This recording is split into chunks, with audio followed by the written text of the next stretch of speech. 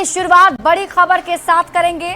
पटना की बांकीपुर विधानसभा सीट पर कल उपचुनाव की वोटिंग होगी।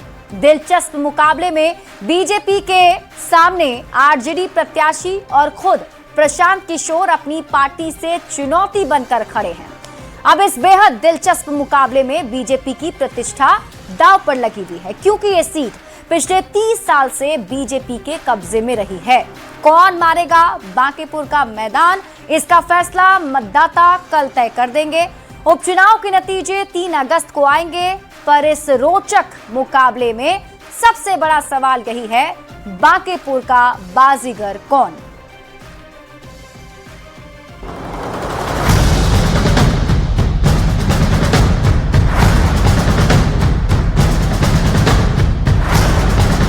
बिहार के एकमात्र सीट बांकीपुर के लिए हो रहे उपचुनाव की आखिरी घड़ी आ गई है। 30 जुलाई सुबह 7 बजे से वोटिंग शुरू होगी, जो शाम के 5 बजे तक चलेगी। इसकी पूरी तैयारी प्रशासन की ओर से कर ली गई है। मतदान वाले बूथों तक ईवीएम डिस्पैच किए जा चुके हैं। शांतिपूर्ण मतदान के लिए वेबकास्टिंग और सुरक्षा की व्यवस्थाएं की गई है। अब मतदान केंद्र पहुंचेंगे, कल का तैयारी जो भी है हम लोग करेंगे। हाँ, बूथ पर जाकर क्या कुछ निरीक्षण करना है आपसे? क्या करना है, बूथ पर जो इंस्ट्रक्शन मिला है वो हम लोग निरीक्षण करेंगे और उसके अनुसार अपना बूथ को हम लोग अरेंज करेंगे। सभी पार्टियों के नेताओं ने पूरा जोर लगाया, पसीने बहाए, खूब रोड शो किए गए, पर किसकी उम्मीदवारी में कितना दम है, किसके प्रचार की धार दूसरे पर भारी पड़ने वाली है, ये तो ईवीएम में कैद मत ही बताएंगे। वैसे बांकीपुर में मुख्य मुकाबला बीजेपी के नीरज कुमार सिन्हा और विपक्षी आरजेडी की रेखा गुप्ता और जनसुराज यानी जेएसपी के संस्थापक प्रशांत किशोर के बीच है। तीनों उम्मीदवारों ने प्रचार में कोई कोर कसर नहीं छोड़ी है। बांकीपुर के 3,79,402 मतदाता कुल 25 प्रत्याशियों की किस्मत का फैसला करेंगे। मतदान के बाद नतीजे 3 अगस्त को आएंगे। वोटों की गिनती पटना के एएन कॉलेज में सुबह 8 बजे से शुरू होगी। उपचुनाव भले ही एक सीट पर हो रहा हो, पर इसे तीनों प्रमुख दल अपनी प्रतिष्ठा की लड़ाई मान रहे हैं। सभी की जुबान पर एक ही सवाल है, बांकीपुर का बाजीगर कौन। न्यूज़ 18 के लिए पटना से धर्मेंद्र कुमार के साथ ब्यूरो रिपोर्ट। और इस बीच रुक कर लेते हैं इस वक्त की बड़ी खबर की ओर। पटना से आपको इस वक्त की बड़ी खबर बताते हैं। बड़ी खबर राजधानी पटना से, सम्राट कैबिनेट का बड़ा फैसला। आज कैबिनेट की बैठक में बड़े फैसले लिए गए हैं, जिसमें देखिए आंगनबाड़ी में 22,000 भर्ती की जाएगी। सेविका सहायिका पद के लिए ये भर्ती होने वाली है। कैबिनेट में कुल 24 एजेंडे पर आज मुहर लगी है, जिसकी बड़ी बातें आपको बता रहे हैं। 22,000 पदों पर बहाली पर मुहर लग गई है और कैबिनेट में कुल 24 एजेंडे पर आज मुहर लगी। न्यूज़ 18 संवाददाता अमित कुमार अधिक जानकारी के साथ जुड़ गए हैं। अमित, आज की ये बैठक काफी अहम। बिल्कुल, देखिए ये बैठक इसलिए बेहद अहम है कि इसमें कई महत्वपूर्ण निर्णय लिए गए हैं। 24 एजेंडों पे जो है स्वीकृति मिली है सम्राट कैबिनेट की तरफ से। और सबसे बड़ी अगर बात की जाए तो 22,000 आंगनवाड़ी सहायिका का जो है पद वो सृजित किया गया है और इसकी स्वीकृति दी गई है। और अब इस 22,000 पदों पे जो है आंगनवाड़ी सहायिका का जो बहाली है वो किया जाएगा, कि सम्राट सरकार हो या फिर पूर्ववर्ती जो नीतीश कुमार की सरकार थी, दोनों ने ये वादा किया था महिलाओं से कि हम आपको नौकरी रोजगार देंगे। और उसके तहत ये आंगनवाड़ी सेविका में जो है वो 22,000 पद का सृजन होना काफी अहम माना जा रहा है, क्योंकि नीतीश कुमार हो या सम्राट चौधरी लगातार नारी सशक्तिकरण की दिशा में वो बात करते हैं और उस पर इम्प्लीमेंट करते हैं, काम करते हैं। और आज जब यह प्रस्ताव आया तो इस पर सबसे पहले जो है सम्राट सरकार ने मोहर लगाई, सम्राट कैबिनेट ने मोहर लगाई। और अब महिलाओं के लिए एक बड़ी खुशखबरी जो है वो लेकर के आई है। देखा जाए तो जब से सम्राट चौधरी जो है मुख्यमंत्री के पद को संभाले हैं, लगातार चाहे वो तकनीकी कॉलेज का संख्या का विस्तार करना हो, या फिर युवाओं के हाथ में नौकरी देने की बात हो, रोजगार देने की बात हो, या फिर महिलाओं को आज जिस तरह से 22,000 पद सृजित किए गए हैं आंगनवाड़ी में सहायिका के लिए, तो ये कहीं कहीं एक बड़ा है। और इससे बिहार में जो कह सकते हैं कि महिलाओं को सशक्त करने की जो बात सरकार कर रही थी उसको बल मिलेगा। जी बिल्कुल अमित, और बिहार में शिक्षकों की बम्पर भर्ती को लेकर भी सरकार ने ऐलान कर दिया है। आंगनबाड़ी सेविकाओं की भर्ती की बात कही जा रही है। पूरा फोकस सरकार का रोजगार पर दिख रहा है। जी बिल्कुल, देखिए दोपहर में ही TRE 4 का जो है वो सूचना जो है हम लोगों ने दर्शकों को बताया। और अब जाकर के सामने ये आंगनबाड़ी सेविका का जो 22,000 पद पर जो कैबिनेट की मोहर लगी है, तो कहीं न कहीं कह सकते हैं कि सम्राट सरकार हर वर्ग पे जो है वो ध्यान दे रहा है और सबके हाथ में नौकरी मिले, सब जो है स्वावलंबी हों, और इसको लेकर के एक फैसला जो है वो लिया गया है। और दोपहर में जिस तरह से शिक्षकों को लेकर के बातें सामने आई कि शिक्षकों की बहाली होगी बड़े पैमाने पे TRE-4 के माध्यम से, वहीं शाम में कैबिनेट से ये निर्णय हुआ को भी जो है वो नौकरियां दी जाएगी। और ये आंगनबाड़ी में सहायक का पद जो है वो सृजित किया गया 22,000, और उस पद पर अब बहाली जो है वो जल्द निकाली जाएगी। ठीक है अमित, आप इस खबर पर नजर बनाकर रखिए, शुक्रिया इस अपडेट के लिए। वहीं देखिए, बिहार में शिक्षक अभ्यर्थियों के लिए आज का दिन यादगार है। सीएम सम्राट चौधरी ने TRE-4 के तहत शिक्षकों की बहाली का ऐलान कर दिया है। TRE-4 के तहत 32,388 शिक्षकों के पदों पर नियुक्ति के लिए शिक्षा विभाग ने बिहार लोक सेवा आयोग को अधियाचना भेज भी दी है। यानी बिहार में इस साल शिक्षकों की बम्पर बहाली होने वाली है। ये रिपोर्ट देखिए। TRE-4 का इंतजार खत्म। 32,388 शिक्षकों की भर्ती। सीएम सम्राट ने किया ऐलान। बिहार में शिक्षक बनने का इंतजार कर रहे अभ्यर्थियों के लिए बड़ी खुशखबरी है, क्योंकि सीएम सम्राट चौधरी ने खुद TRE-4 में शिक्षकों की बहाली का ऐलान कर दिया है। सीएम सम्राट ने एक्स पर पोस्ट करते हुए लिखा, खुशखबरी, बिहार के युवाओं के लिए एक और ऐतिहासिक सौगात। TRE-4 के अंतर्गत 32,388 शिक्षकों के पदों पर नियुक्ति के लिए शिक्षा विभाग द्वारा अधियाचना बिहार लोक सेवा आयोग को भेज दी गई है। गुणवत्तापूर्ण शिक्षा, युवाओं को रोजगार और विकसित बिहार के संकल्प को साकार करने की दिशा में ये एक महत्वपूर्ण कदम है। सीएम सम्राट ने कौन सी कक्षा में कितने शिक्षकों की बहाली होगी, इसका भी ब्यौरा दिया है। कक्षा 1 से 5वीं तक के लिए 3,847 शिक्षक, कक्षा 6 से 8 के लिए 8,563 शिक्षक, कक्षा 9वीं और 10वीं के लिए 3,877 शिक्षक, कक्षा 11वीं और 12वीं के लिए सबसे ज्यादा 16,101 शिक्षकों की बहाली की जाएगी। सीएम सम्राट ने कहा, ये कदम गुणवत्तापूर्ण शिक्षा, रोजगार और विकसित बिहार के संकल्प को साकार करने की दिशा में महत्वपूर्ण साबित होगा। सीएम सम्राट के पोस्ट के बाद शिक्षा मंत्री मिथिलेश तिवारी ने भी सोशल मीडिया एक्स पर पोस्ट करते हुए 32,388 शिक्षकों की बहाली की जानकारी दी। बड़ी सौगात बिहार के नौजवानों के लिए, और जल्द ही BPSC बहाली करके जब शिक्षा विभाग को देगा तो शिक्षा विभाग सबकी नियुक्ति करेगा। बहुत दिनों से इंतजार था नौजवानों को। आज सरकार का बड़ा निर्णय, और BPSC को TRE-4 के लिए भेज दिया। युवाओं के लिए बड़ी सौगात है बिहार के। इंतजार था काफी शिक्षकों को कि कब बहाली की प्रक्रिया आसान होगी, कब उनकी मांग पूरी होगी, और अब मुहर लग गई है। हाँ, सरकार भी करने के लिए तैयार थी। कुछ सरकार की प्रक्रियाएं होती है, उस प्रक्रिया को पूरी करके सरकार ने BPSC को TRE-4 के लिए भेज दिया। ऐतिहासिक दिन उन नौजवानों के लिए जो इंतजार कर रहे थे। आदरणीय सम्राट चौधरी जी ने जिस तरह से मुख्यमंत्री पद का शपथ लेते ही कहा था कि हम हर व्यक्ति के विकास में काम करेंगे, उस दिशा में आज BPSC के लिए ये 32,388 शिक्षकों के बहाली का रास्ता साफ किया है। आज बिहार के नौजवानों के लिए बहुत सुखद दिन है। जो छात्र हमारे लगातार तैयारी कर रहे थे, उनके लिए खुशखबरी है। ये लगातार ये दर्शाता है कि NDA की सरकार किस तरह से रोजगार देने का काम कर रही है, और ये डबल इंजन की ताकत है। आपने शिक्षकों की बहाली का निर्णय लिया, इसके लिए आपके प्रति आभार। और इस शर्त के साथ कि बगैर जमीन लिखवाए, बगैर 1 रुपया के प्रतिभा के आधार पर शिक्षकों को नौकरी मिलेगी। सीएम सम्राट चौधरी के ऐलान के बाद शिक्षक अभ्यर्थियों को बड़ी राहत मिली है। TRE-4 की बहाली के लिए अभ्यर्थी महीनों से इंतजार कर रहे थे। अब सीएम की पहल के बाद इसका विज्ञापन भी जारी हो जाएगा। अब अभ्यर्थी शिक्षक भर्ती के नोटिफिकेशन और रजिस्ट्रेशन प्रक्रिया का इंतजार कर रहे हैं। बिहार में शिक्षक अभ्यर्थियों को बड़ी सौगात मिली है। न्यूज़ 18 के लिए पटना से आनंद अमृतराज के साथ विनीता मिश्रा की रिपोर्ट।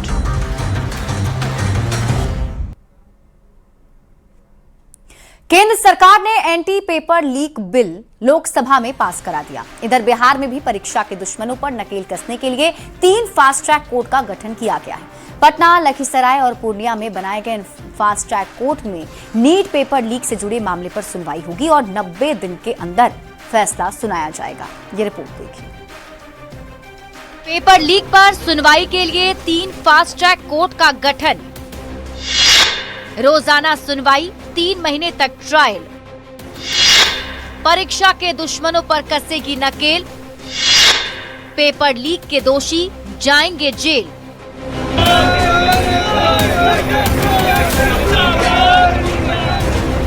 नीट पेपर लीक और परीक्षा में धांधली के मामलों के जल्द निपटारे के लिए बिहार में पहली बार 3 स्पेशल फास्ट ट्रैक कोर्ट बनाए गए हैं।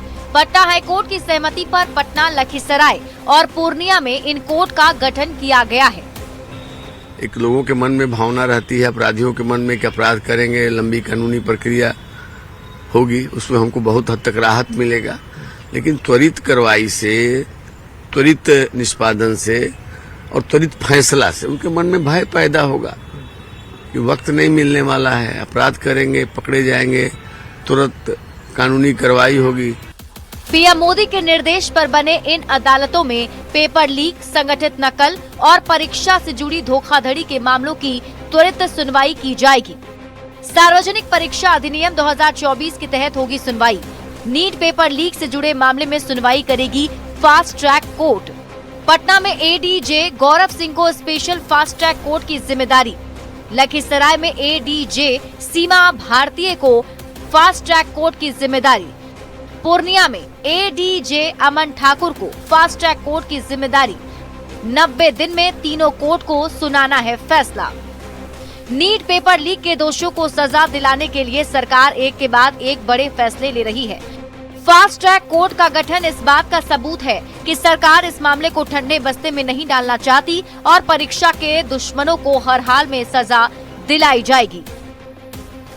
पटना से न्यूज़ 18 के लिए संवाददाता आनंद अमृतराज के साथ ब्यूरो रिपोर्ट।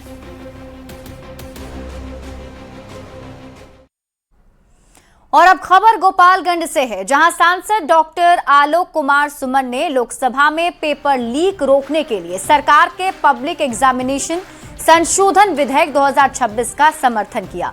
सांसद डॉक्टर सुमन ने कहा कि ये विधेयक परीक्षाओं में पारदर्शिता बढ़ाने, नकल माफिया पर सख्त कार्रवाई करने और युवाओं के भविष्य की सुरक्षा सुनिश्चित रखने के लिए अहम है। उन्होंने उम्मीद जताई ये कानून परीक्षा व्यवस्था को और ज्यादा निष्पक्ष, विश्वसनीय बनाएगा।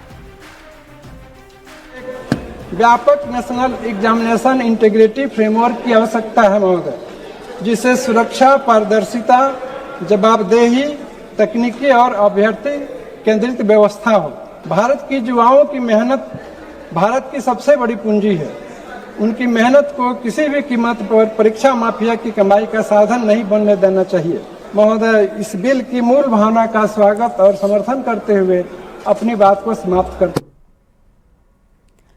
राजस्व एवं भूमि सुधार विभाग में सीओ और राजस्व अधिकारियों पर एक्शन जारी है। मंत्री दिलीप जायसवाल ने 12 सीओ और राजस्व अधिकारियों पर गाज गिरा दी है। इन सभी पर काम में लापरवाही, गड़बड़ी और भ्रष्टाचार के आरोप हैं। पिछले 2 महीने में कुल 80 भ्रष्ट और लापरवाह अधिकारियों पर विभागीय कार्रवाई की जा चुकी है। ये रिपोर्ट देखिए। राजस्व एवं भूमि सुधार विभाग का बड़ा एक्शन, 12 अधिकारियों और कर्मियों पर गिरी गाज, भ्रष्टाचार और लापरवाही के खिलाफ एक्शन। राजस्व एवं भूमि सुधार विभाग ने एक बार फिर अधिकारियों और कर्मचारियों पर बड़ा एक्शन लिया है। मंत्री दिलीप जायसवाल ने भ्रष्टाचार और लापरवाही के खिलाफ बड़ा एक्शन लेते हुए 12 राजस्व अधिकारियों और कर्मचारियों पर गाज गिराई है। इन सब के खिलाफ भ्रष्टाचार और लापरवाही का आरोप है। देखिए, राजस्व मंत्री ने एक स्लोगन दिया है, नारा दिया है कि गलत काम करेंगे नहीं, सही को रोकेंगे नहीं। ये हमने पदाधिकारियों को स्लोगन दिया है, गलत काम करेंगे नहीं और सही काम को रोकेंगे नहीं। और लगातार राजस्व विभाग में आप देख रहे हैं कि 100 दिन हुए आदरणीय सम्राट चौधरी जी के नेतृत्व में सरकार को, और 100 दिन में जो हमारा मंत्री का काल है करीब वो 2 महीने का होगा, 2 से 2.5 महीने का है, और हमने करीब करीब 80 पदाधिकारियों पर अभी तक कार्रवाई कर दिया, और करीब करीब सभी ऐसे पदाधिकारी जिनका मामला 3 साल 4 साल से लंबित आ रहा था।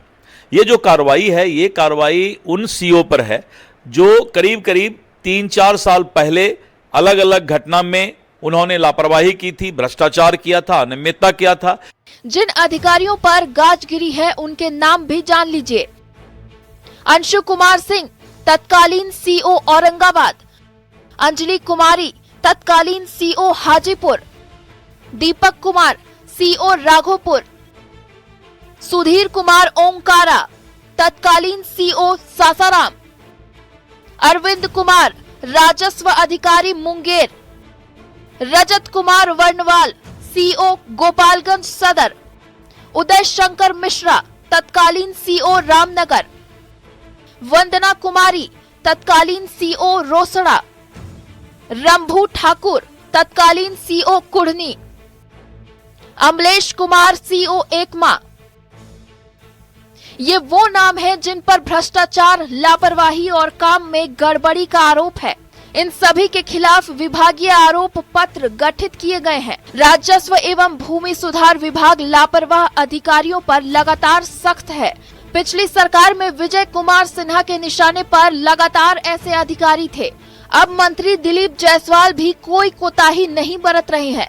पिछले 2 महीनों में कुल 80 भ्रष्ट और लापरवाह अधिकारियों पर विभागीय कार्रवाई की जा चुकी है। ऐसे में सरकार का साफ संदेश है, भ्रष्ट, लापरवाह और बदमिजाज अधिकारी बिल्कुल बर्दाश्त नहीं है। ऐसे अधिकारियों के खिलाफ एक्शन जारी रहेगा। न्यूज़ 18 के लिए पटना से विनीता मिश्रा की रिपोर्ट। बिहार में अपराधियों और हथियार तस्करों के खिलाफ एसटीएफ लगातार एक्शन मोड में नजर आ रही है। खगड़िया में 4 मिनीगन फैक्ट्रियों का पर्दाफाश, अररिया में 12 करोड़ रुपए के मोबाइल चोरी कांड का खुलासा और बाढ़ में अवैध हथियारों के साथ अपराधियों की गिरफ्तारी। लगातार 3 बड़ी कार्रवाइयों ने साफ कर दिया है कि एसटीएफ अब संगठित अपराध के नेटवर्क को जड़ से खत्म करने की रणनीति पर काम कर रही है। एसटीएफ का ऑपरेशन प्रहार।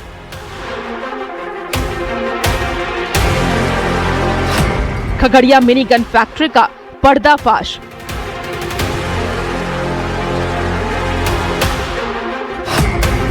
अररिया में चोरी के 12 करोड़ का मोबाइल जब्त।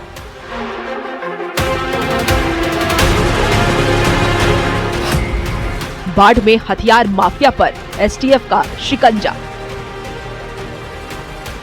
बिहार एसटीएफ ने अपराधियों पर शिकंजा कसना शुरू कर दिया है। बाढ़ और अररिया के बाद एसटीएफ और पुलिस ने खगड़िया में बड़ी कार्रवाई की है। इनपुट के आधार पर एसटीएफ ने कार्रवाई करते हुए राहुल कुमार को गिरफ्तार किया। टीम ने जब राहुल की तलाशी ली तो उसके पास से 29 कारतूस और 95,200 रुपए नकद बरामद किए गए।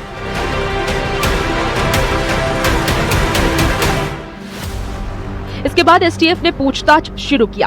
पूछताछ में मिले इनपुट पर जफर अली के घर छापेमारी हुई, जहां 115 कारतूस मिले। इसके बाद एसटीएफ और स्थानीय पुलिस की संयुक्त कार्रवाई में 4 मिनीगन फैक्ट्रियों का खुलासा हुआ और मौके से 2 महिला और 2 पुरुष समेत कई लोगों को गिरफ्तार किया गया। साथ ही 144 गोलियां और हथियार बनाने के औजार भी बरामद किए गए।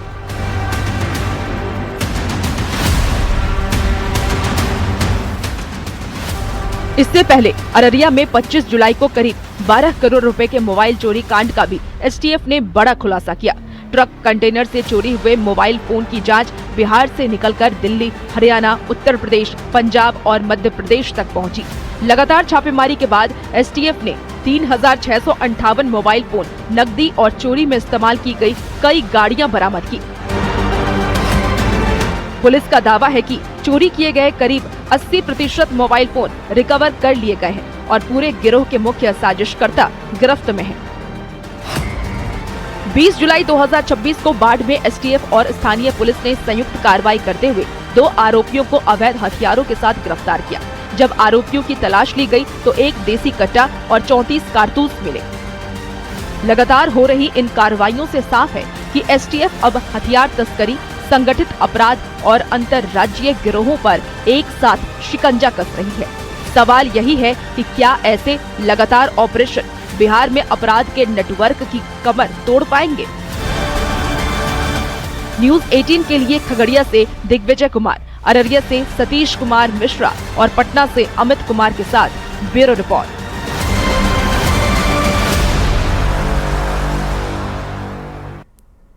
बाढ़ सिर्फ पानी नहीं लाती बल्कि अपने साथ लाती है उजड़ते आशियाने, बिखरते सपने और हर दिन बढ़ता डर। कटिहार में गंगा कोसी का कटाव गांव का अस्तित्व मिटाने पर उतारू है तो मोकामा में गंगा की तेज धारा खेतों के बाद अब घरों की ओर बढ़ रही है। दोनों तस्वीरें एक ही सवाल पूछ रही है, क्या हर साल तबाही के बाद ही सिस्टम जागेगा? गंगा कोसी का डबल कहर, कटाव से खतरे में गांव का अस्तित्व। खेत निकले, अब घरों की बारी।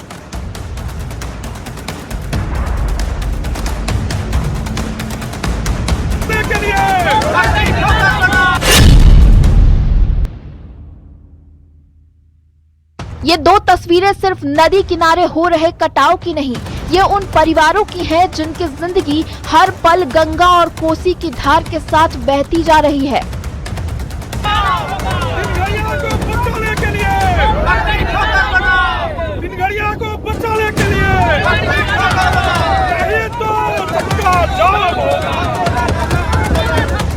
कटिहार के कुर्सेला के 3 घड़िया में गंगा और कोसी का कहर लगातार बढ़ता जा रहा है। कटाव रोकने के लिए किए गए बम्बू रोल और निरोधी कार्य भी नदी की तेज धारा के सामने बेअसर दिखाई दे रहे हैं। ग्रामीणों की सालों की मेहनत से तैयार उपजाऊ खेत देखते ही देखते नदी में समा चुके हैं और अब लोगों के घरों पर भी खतरा मंडराने लगा है। सबसे बड़ा डर यही है कि अगर कटाव नहीं रुका तो पूरा गाँव इतिहास बन सकता है। जनसेवा के नाम पर कर रही अपनी सेवा, हमें न रोटी मिलती खाते हैं वो मेवा। अफसर से चपरासी तक, हंसी खुशी उदासी तक सबका हाल बेहाल है। हमरा जितना लोकल में छन मास्टर रहा कि कोई रहा, सबके हाल बेहाल छन। बाबू तोरा देश के जनता के ही हाल छन। इसी देश का नागरिक है, सिर्फ हम लोग वोट देने के लिए बने हैं। अभी विपत्ति में कोई प्रशासन न प्रतिनिधि कोई नहीं आ रहे हैं।